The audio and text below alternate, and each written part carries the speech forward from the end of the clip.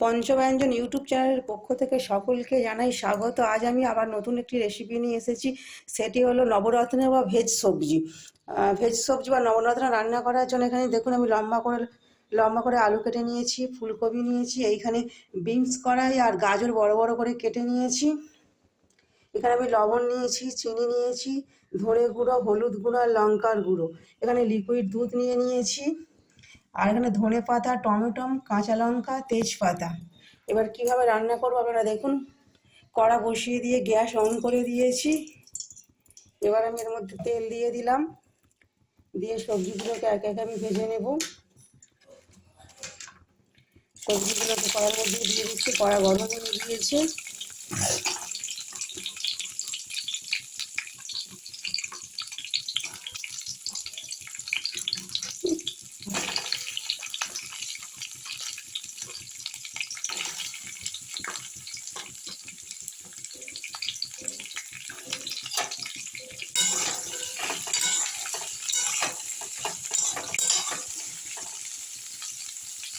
এবার তো আসুন।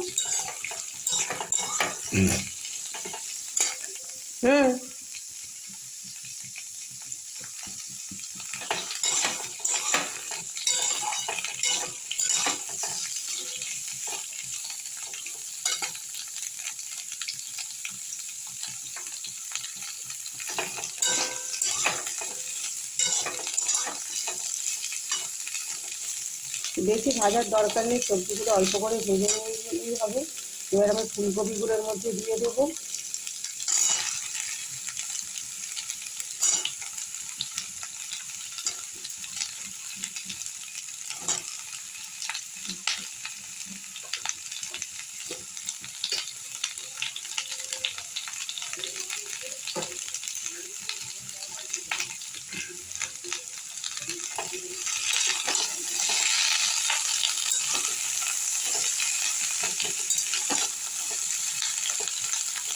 এবার এর মধ্যে আমি আলুগুলো দিয়ে দিব, দিয়ে বেশ কিছুক্ষণ ভেজে নেব। এইভাবে ঢাকা দিয়ে দেবো। এবার আমার ফুলকপি, গাজর, সবজিগুলো সব ভাজা হয়ে গেছে। গাজর, ফুলকপি, আলু এবার একটু পাত্রের মধ্যে আমি নামিয়ে নিচ্ছি। দেখুন ভাজা হয়ে গিয়েছে, এইভাবে ভেজে নেবেন।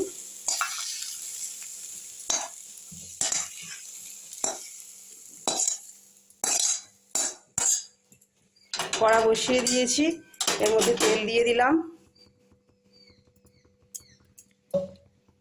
এখানে আমি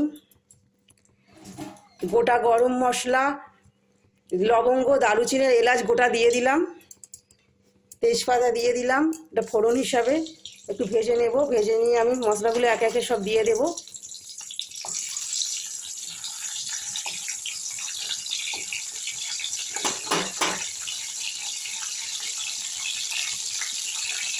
ভাজা হয়ে গিয়েছে, এবার আমি টমেটোটা দিয়ে দেবো এর মধ্যে। টমেটোটা ভাজি,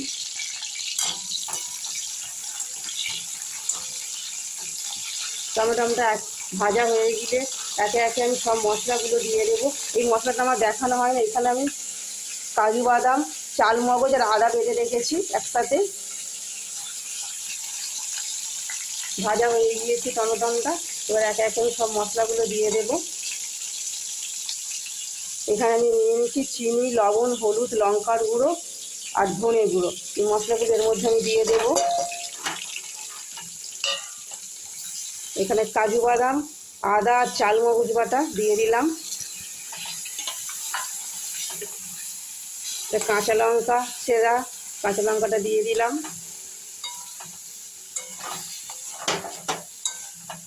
আপনারা এইভাবে ভেজ সবজি বা নবরত্ন এইভাবে বানিয়ে খাবেন, আশা করছি আপনাদের ভালো লাগবে। এইভাবে বানালে আপনারা বিভিন্ন রকমভাবে এই নবরত্ন বা ভেজ সবজিটা রান্না করে খেয়েছেন, কিন্তু আমার রেসিপিটা সম্পূর্ণ নতুন রেসিপি। এইভাবে রান্না করবেন, আশা করছি ভালো লাগবে। দেখুন আমি কিভাবে বানাচ্ছি।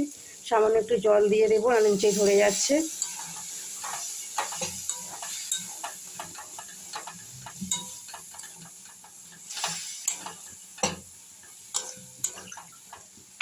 আমি এখানে লিকুইড দুধ নিয়েছিলাম, দুধটা দিয়ে দেব। এখানে আপনারা পনিরও ব্যবহার করতে পারেন। আমার রেসিপিটা সম্পূর্ণ অন্য পদ্ধতিতে বানানো হচ্ছে, অন্য রেসিপির থেকে আমার রেসিপিটা আলাদা। দেখুন, এবার আমি সবজিগুলো একে একের মধ্যে দিয়ে দেব।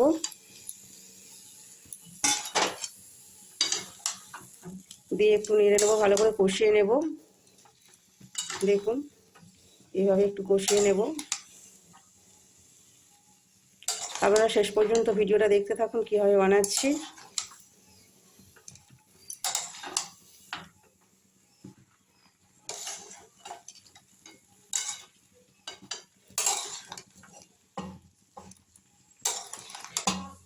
কষা হয়ে গিয়েছে, এবার আমি জলটা ঢেলে দেবো এর মধ্যে। জল ঢেলে দিয়েছি, ঢাকা দিয়ে দেবো জল ঢেলে দিয়ে। রান্নাটা আমার রেডি হয়ে এসছে। দেখুন, এবার ধনিয়া পাতাগুলো কুচনো ছিল ওর মধ্যে দিয়ে দিলাম, দিয়ে একটু নেড়ে নেবো এইভাবে।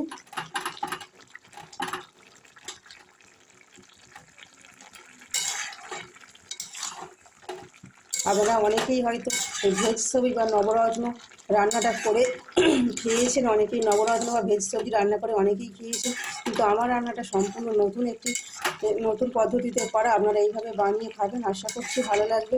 যদি ভালো লাগে লাইক, কমেন্ট ও শেয়ার করবেন এবং সাবস্ক্রাইব করে আমার পাশে থাকবেন। যদি আমার চ্যানেলে নতুন হন তাহলে আমার চ্যানেলটিকে অবশ্যই সাবস্ক্রাইব করবেন। এবার আমি এর মধ্যে মিট মশলা বা গরম মশলা আপনারা দিতে পারেন, আমি এখানে মিট মশলা ব্যবহার করছি। মিট মশলা দিয়ে দিলাম। দেখুন কত সুন্দর দেখতে লাগছে রান্নাটা, খেতে ঠিক ততটাই সুন্দর লাগবে। এটা লুচি, পরোটা, রুটি, ভাত দিয়েও আপনারা খেতে পারবেন। এইভাবে বানিয়ে খাবেন, আশা করছি ভালো লাগবে। দেখুন কত সুন্দর দেখতে লাগছে রান্নাটা, খুব সুন্দর একটা গন্ধ বেরিয়েছে, দেখতেও কিন্তু খুব সুন্দর লাগছে, খেতে ঠিক ততটাই সুন্দর হবে। আপনারা এইভাবে বানাবেন, আশা করছি আপনাদের ভালো লাগবে। যদি ভালো লাগে বেশি বেশি করে শেয়ার করবেন। রেডি হয়ে গিয়েছে, ভিডিওটা এখানে স্কিপ করলাম।